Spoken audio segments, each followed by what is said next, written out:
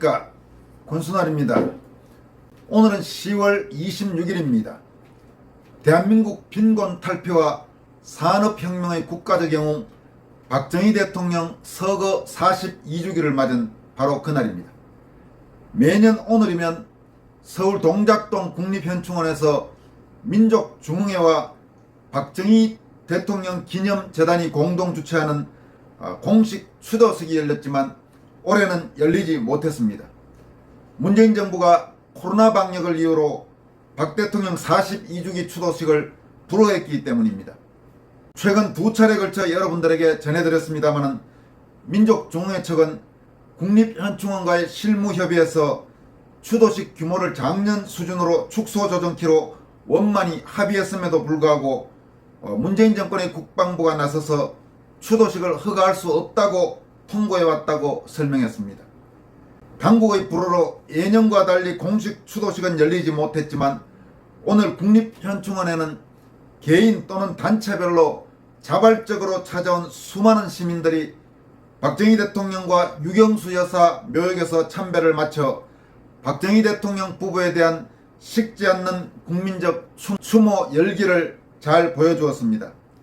태극기의 물결과 함께 나라지킴이 고교연합 산하 각 고교 동문회라든지 해군사관학교 구국동지회 예비역 해병대 모임, 육사 관련 모임 등 여러 군 관련 단체의 깃발도 곳곳에서 눈에 띄었습니다. 제1야당인 국민의힘은 오늘 오전 이준석 당대표와 김기현 원내대표, 추경호 원내 수석부대표 등 당 지도부와 홍준표, 유승민, 원희룡 등 대선 예비후보 3명이 현충탑과 박정희 대통령 부부 묘역을 참배했습니다. 이준석 당대표는 방명록에 바르게 정치하겠습니다. 조국과 민족을 위하여라고 썼습니다. 그는 또 조국의 산업화와 발전에 헌신하신 박정희 대통령을 기리는 저희의 전통은 계속될 것이라며 우리 당에선 적어도 박정희 전 대통령에 대한 평가에서 다른 의견이 있지 않기 때문에 어느 당원 하나 할 것 없이 같은 마음일 것이라고 기자들에게 밝혔습니다. 국힘당 대선 예비후보 중 윤석열 전 검찰총장은 오늘 오전 당 지도부의 참배 때는 참여하지 않았는데 오후에 개별 참배할 예정인 것으로 알려졌습니다.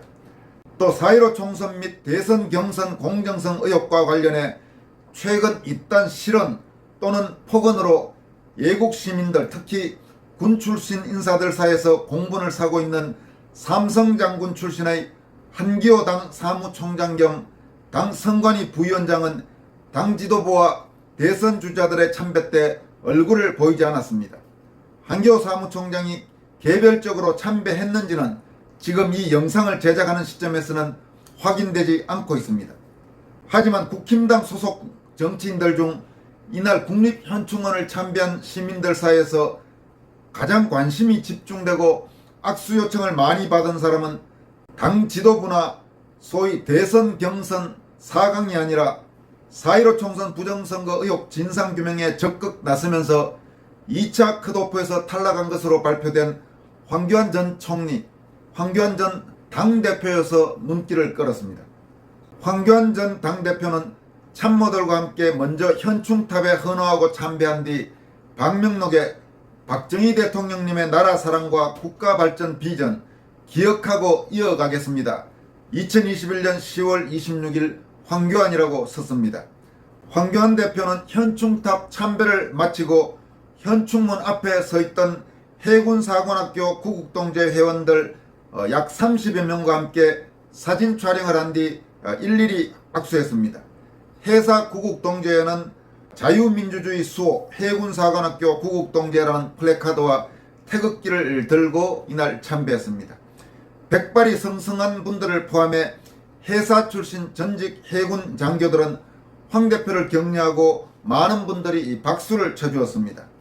요즘 황교안 대표가 부정선거 규명을 위해 최일선에서 목숨 걸고 열심히 싸우는데 우리 해사 구국동지의 모든 분들이 응원해서 꼭 해결될 수 있도록 힘을 모아주길 바란다고 어느 한 해사 출신 예비역 장교는 말했습니다.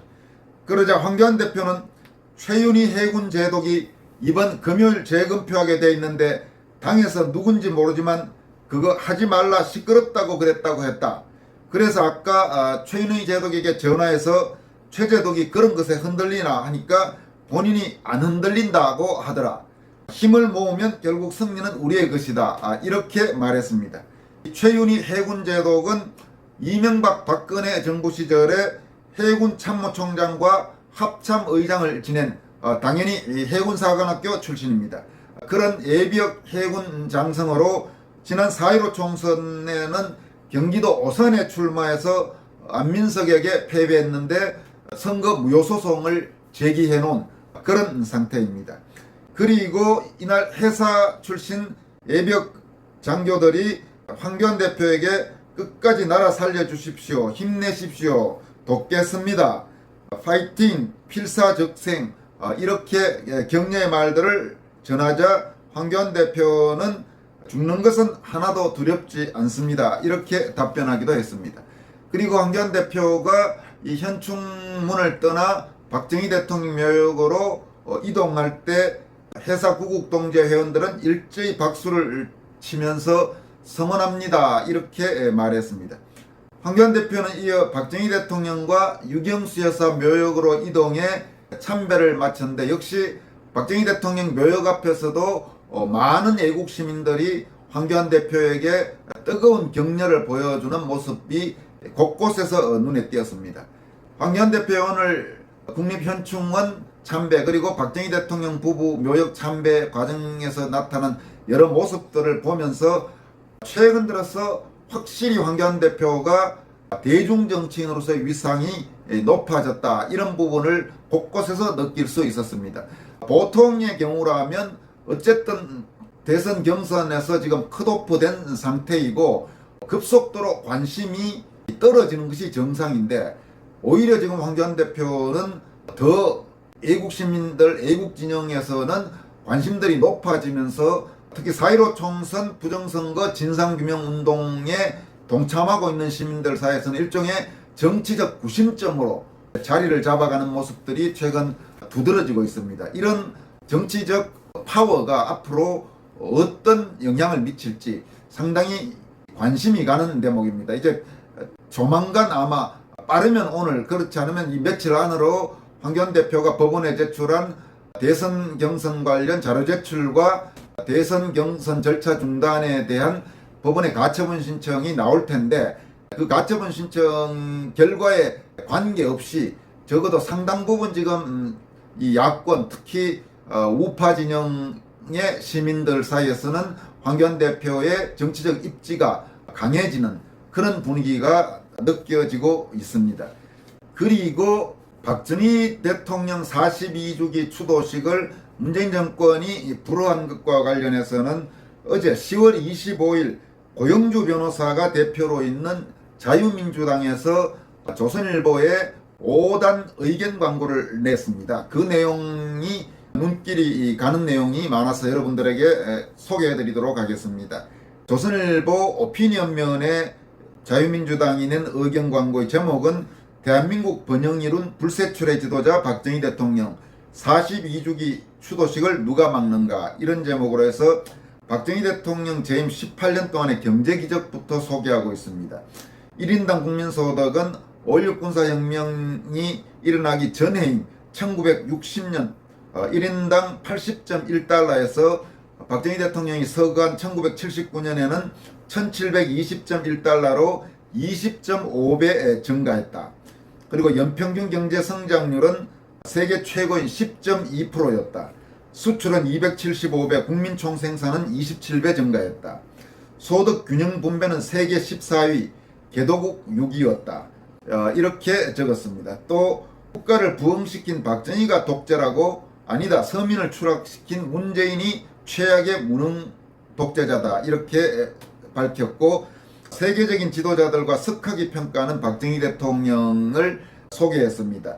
여러분들 중에 아마 들어보신 분도 많으실 겁니다만은 여기에 소개된 해외에서의 박정희 대통령에 대한 평가를 소개해드리겠습니다. 엘빈 토플러 아주 유명한 세계적인 석학이죠. 엘빈 토플러는 민주화는 산업화가 끝난 후에 가능하다. 이런 인물을 독재자라고 하는 건 어느 도단이다. 그는 그러니까 박정희 대통령은 세계가 본받고 싶어하는 모델이다. 이렇게 말했고, 헨리 키신저는 19, 20세기에 이런 경제기적 혁명은 오직 박정희의 것뿐이다. 산업화 후에 민주화 토대를 가진 박정희를 나는 존경한다. 이렇게 밝혔습니다. 또 미국의 아이젠하워 대통령은 박정희가 없었다면 공산주의의 마지노선이 무너졌다. 이렇게 말했고, 폴 케네디, 유명한 역시 석학이죠. 폴 케네디는 박정희는 세계 최빈 국가를 불과 20년 만에 정상급 국가로 만든 인물이다. 이렇게 평가했습니다.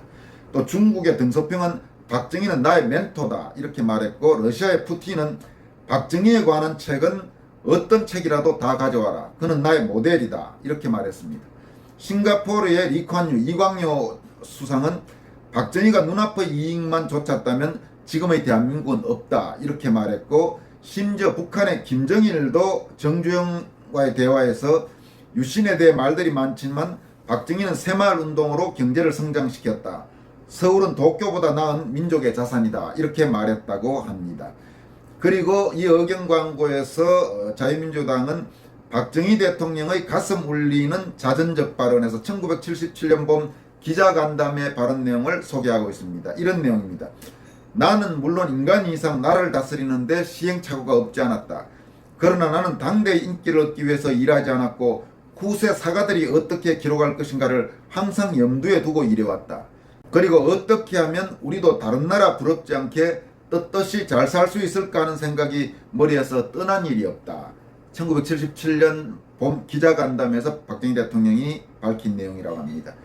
그리고 이 의견 광고에서는 마지막으로 박정희 대통령 서거 42주기 추도식을 맞은 문재인 정부 무엇이 두려운가 이렇게 하면서 이렇게 밝혔습니다. 박정희 대통령 추도식을 40여 년 주관해온 민족중흥회 회장 정재훈은 얼마 전 국방부로부터 이번 42주기 추도식을 불허한다고 통보받았다. 앞서 서울현충원과 실무협의회에서 코로나 방역 준수를 전제로 작년처럼 축소 조정하기로 원만히 합의했는데 이를 뒤집은 것이다. 정 회장은 민족중흥회 정재호 회장을 말합니다. 허벌판에 천지개벽의 새벽을 연 부국강병의 아버지에 대한 후손들의 대접이 이래도 되겠는가라며 가슴 떨리는 분노를 표했다. 문재인 정부는 대선을 앞둔 정략적 조치를 즉각 처리하고 대국민 사과하라. 지금 이 마지막에 이 내용은 권순월TV에서 최근에 여러분들에게 상세하게 소개해드린 바로 그 내용입니다. 국방부가 불허했다는 민족중흥회 측의 설명이었습니다. 박정희 대통령 42주기 추도식 불허 및 자발적인 애국시민들의 참배 소식은 여기까지 하겠습니다. 여러분 고맙습니다.